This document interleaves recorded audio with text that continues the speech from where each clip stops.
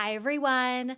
Welcome to Mini Scroll, the daily internet culture podcast bringing you the biggest stories from social media, the creator economy, and the digital space every Monday through Thursday. I'm your host, Lauren Meisner, the founder of the youth digital media brand, Centennial World. Before I start, I just wanted to say, please rate, review, and subscribe. Will really help. Please Spotify rate us, star rate us, helps so much. We've been getting so many sweet Apple reviews. I'm absolutely obsessed. But also my team is like always on Reddit, like trolling for trawling. Trolling, not trolling. They are not trolling on Reddit, looking for, news and stories and information for the deep dive or for mini, whatever. And we've been seeing a lot more recommendations on Reddit for mini scroll or infinite scroll, which is just like so exciting and sweet. And that is like one of the things that you guys, like one of the best things that you guys can do in terms of supporting the pod is like recommending us when there's, big feeds or threads of people being like, are there any pop culture podcasts that are every day? Or like, what's a new podcast that we should listen to? Like whatever it is, it means so much when we see random comments from people just like posting about us. It's literally so exciting. With that being said, thank you guys. And let's just get into the stories for today. So of course, the one day that I don't do mini scroll, Friday, is the day when Brianna Chickenfry's episode on the BFFs came out where she talked about her relationship with Zach Bryan. And it was a monster episode. It was very emotional. So I'm going to get into everything that came out. I might miss some bombshells because there was a lot, so like bear with me. But these were kind of the main takeaways that I found. I think in terms of the timeline, Brianna gave us a bit more of an understanding of how everything went down. So it seems Zach broke up with Brianna over the phone. Then he joined Raya the same day, got caught, deleted his Instagram account, and then reinstated it the next day to post that they were broken up. Okay, Brianna, this is the biggest bombshell. Brianna was offered $12 million by Zach Bryan's team to stay silent. That money would have been paid over the course of a few different years. She said, I think 3 years. And she refused that money, obviously, because it would have been like a gag order. It would have been like an NDA and like a settlement to like stay quiet on everything about their relationship. She said she doesn't want that kind of hush money. She doesn't need that money. She was like, I was someone before him and I'll be someone after him. And I think that was Zach Bryan's like fatal flaw here. His biggest mistake ever was getting into a relationship with someone who has a public platform and, isn't like, it's not like Brianna is like an A-list celebrity. Like she's actually a more dangerous type of public figure for him because she's an influencer whose job is to talk about her life and her opinions and overshare on a podcast. Multiple podcasts actually every single week. So I think that was like the biggest mistake for somebody like him was getting involved with an influencer like that. Okay, she says that she was really emotionally abused throughout their relationship. Specifically, she said she lost herself and was always walking on eggshells, that he would constantly be mad over things. She said he tried to control what she wore, what music she listened to, and even what her hair color was. She posted today that she was getting foils and she's like, finally, I can get my hair done. I don't have to be brunette or something like that. It was like along those lines. So she told the story of what happened at the Golden Globes. This relates to how he controlled her because at the time fans noticed that while she was at the Golden Globes, Zach seemed to unfollow her. So I guess she wanted to address this. So she said this was like the first time that he tried to control what she wore or what she posted. She said he didn't like her dress and said he didn't want to date someone who presents themselves that way. And then she said basically he just like ruined her night because he was unfollowing her and getting mad at her. She said in general he ruined any good thing she had going for her, anything she did, like her podcast tour, the Golden Globes, her birthday, anything that was about Brianna, he had to ruin, which to me sounds just like textbook, like narcissistic abuse. I'm not a psychologist, so like that's just my opinion on what it sounds like. But yes, she said he ruined everything for her. And then to rub salt in the wound with this Golden Globes thing, he reposted her photos, like her photo dump that she posted on his Instagram story and wrote, "You are so beautiful," after like ruining her entire night, unfollowing her, getting so mad at her for what she wore and how she looked. She said she revolved her entire life around him. She said her podcast schedule, her podcast tour, for example, like everything revolved around his schedule. If she could go on tour with him specifically, but whenever it was time for him to support her, like He could never do that. Then Brianna explained the big moment that kind of demolished her relationship with Grace. So she did clarify before telling this story that her and Grace are fine and they'll always be fine. She's like, we were texting last night, like she loves the diss track. We talked about this last week, but Josh and Dave, they referenced this in their diss track where they said, like, yeah, he tried to put a wedge between Brianna and Grace. So anyways, with Grace, who's like obviously her best friend, she co-hosts Plan Brie with her. So she said, they had rented this house for her birthday. They're all drinking and they're all around the fire. And then he started throwing jabs at her friends and family. She said this was just like what he did. So Brianna got upset. She went to bed early. He didn't follow her. Then she said she woke up in like a couple hours later and she heard screaming and all of her friends were all downstairs like crying together.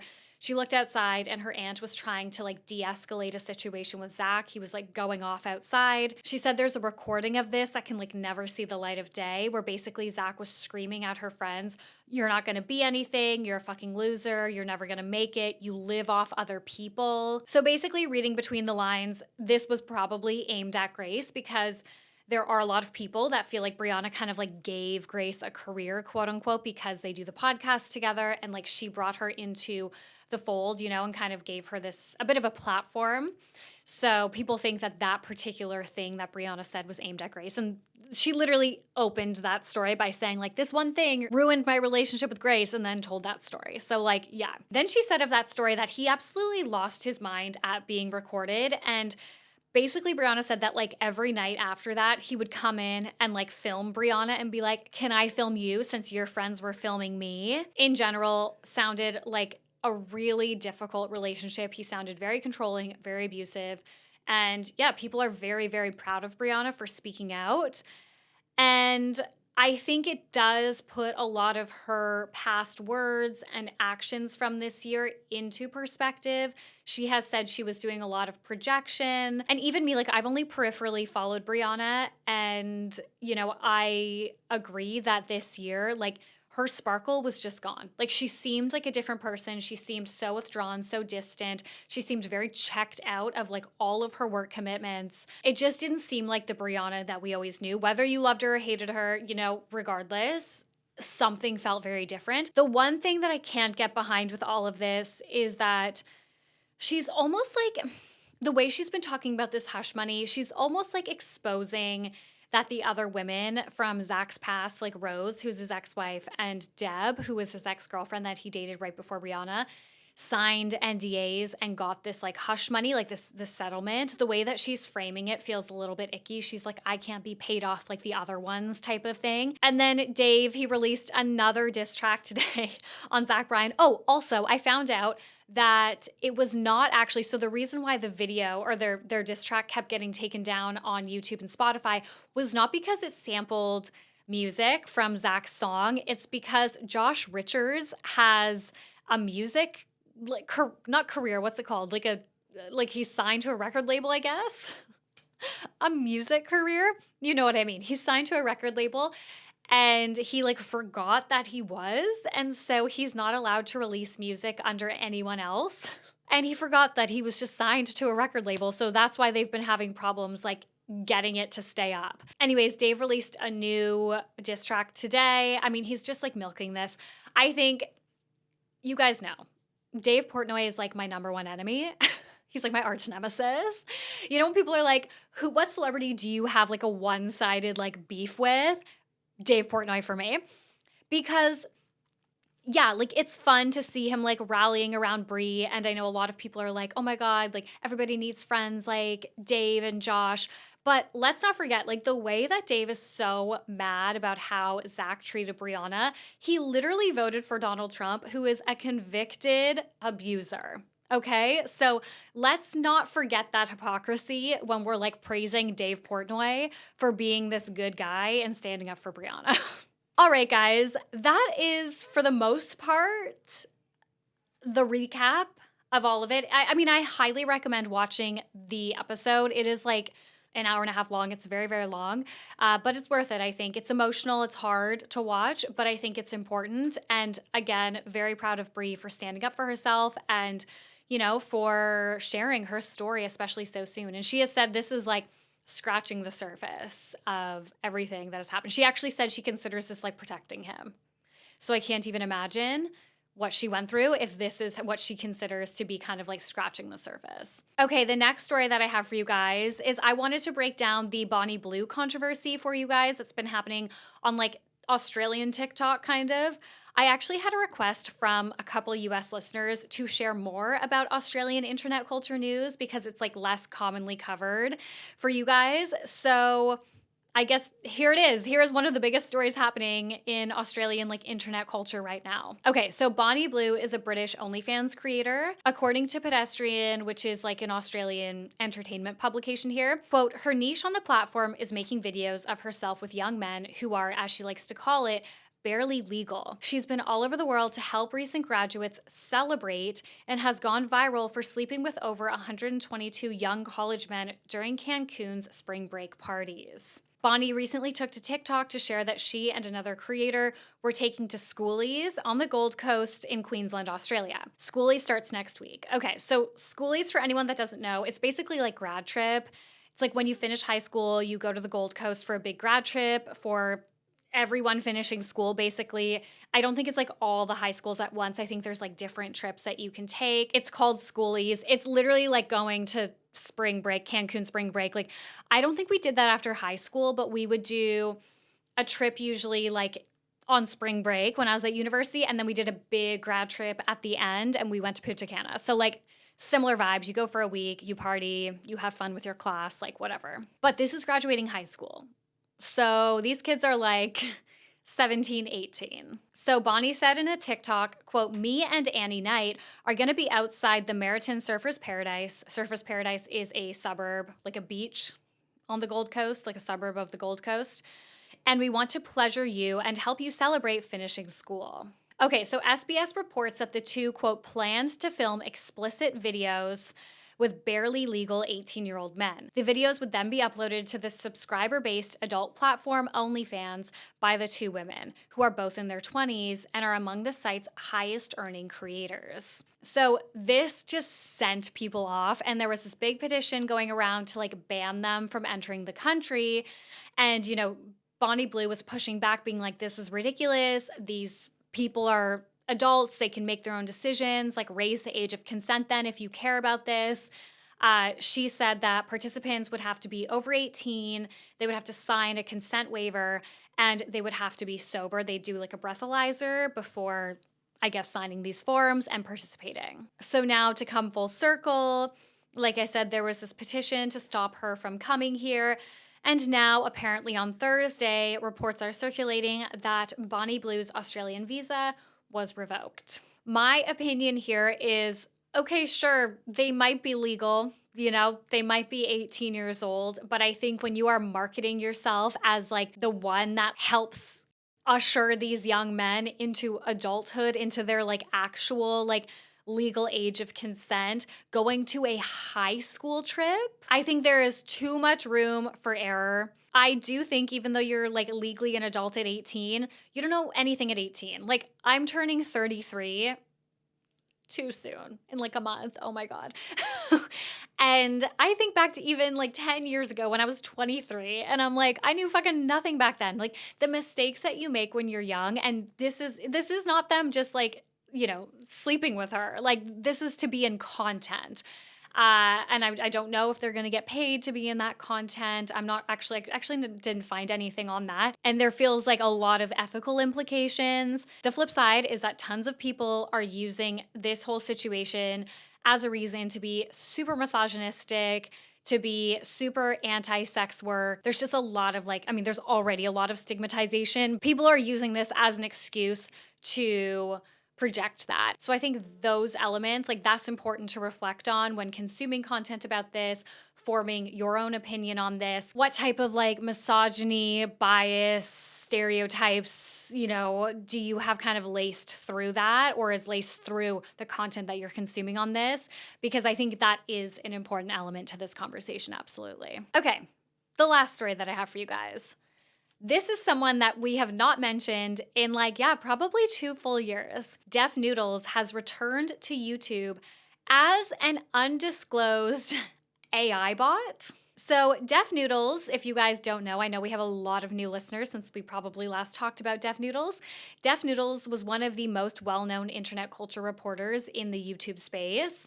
His real name is Dennis, and the character that he portrays online, called Deaf Noodles, was this like satirical cat. So he wore like little cat ears in a Minecraft house. Like that was his brand, okay? And that's how he would like report the news. At one point, he was highly influential and his reporting played a massive role in some major internet culture moments. So Kat Tenbarge in February 2022 tweeted, "Deaf Noodles is one of the most interesting and confounding characters in the YouTube drama community. Huge news platform, huge influence over creators' reputations, but says it's all jokes and satire whenever he gets into an argument."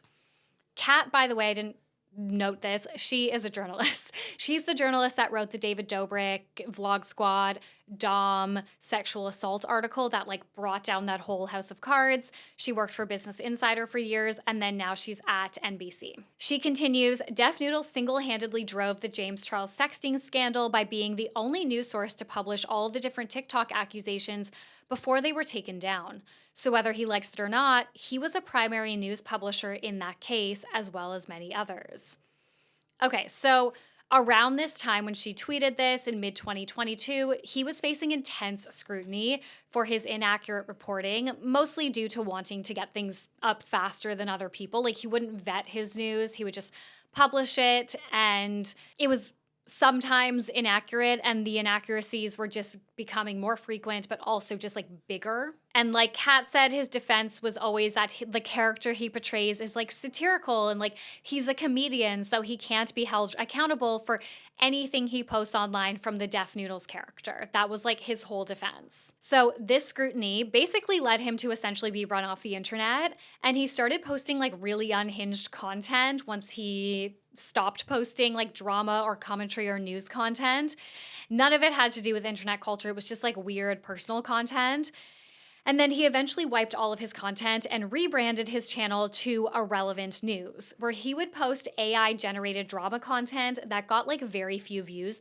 For context, he had has over 500,000 subscribers, and his videos were getting like less than 1,000 views each. He basically became like an AI content farm. So people kind of thought this is like the end of Deaf Noodles. Like, you know, he had a good run, he made some money, he had some cultural relevance, but now Deaf Noodles has reprised his OG character on his YouTube channel. However, some viewers have noticed that something is off. So even though it looks and sounds like Dennis in these videos, and it feels very reminiscent of his early content before he got canceled, some viewers have noticed that it doesn't actually seem to be him in these videos, rather an AI bot version of his character. Okay, so why does this matter? Well, some people are praising him for finding like the right balance to preserve his mental health, where he doesn't have to show up on camera and can still, you know, do his work. But the problem is he isn't disclosing that his likeness is AI generated. In fact, he called it a face reveal when he first like came back to the camera, quote unquote, came back. And when he's been called out, he's like doubling down and claiming that's not true, despite the mounting evidence where it appears that it is true. I don't have any concrete evidence here. I'm just letting you guys know what's happening. If all of this is true, it's incredibly concerning. Like I said, he has a huge platform. He has over 500,000 people that subscribe to him. There's a big gap in, media literacy, social media literacy, digital media literacy, but especially because it's all so new, like AI literacy, understanding how to spot fake videos, fake information, deep fakes, things like that. Like these are things that we need to be actively on alert for and watching for and learning about how to spot. So yeah, like that would be very damaging. If all of this is true, he is just lying to his fans and saying, no, this is just like what I look like now. This is just like how it's edited. It just highlights our lack of media literacy when we need to be moving the needle like towards an increase in that and understanding what AI generated content looks like, how to spot it. And this, because his platform is so big, could be moving the needle backwards. But yeah, I just thought that was interesting. I thought it was an interesting little tidbit. He was so powerful. Like at one point, I'm not even joking, I couldn't even imagine doing my job without deaf Noodles reporting. Like, it was so helpful for not just me, but so many internet culture journalists and reporters at one point. And it's so wild how quickly that all just went away. But anyways, guys, that's it for Mini Scroll. I feel like this was the longest episode of all time of Mini Scroll. I have no idea how long this was. But thank you so much for listening. Please remember to rate, review, and subscribe. I love you guys so much. Please rate us on Spotify. We're trying to get our Spotify review stars up. And I will talk to you tomorrow. Bye.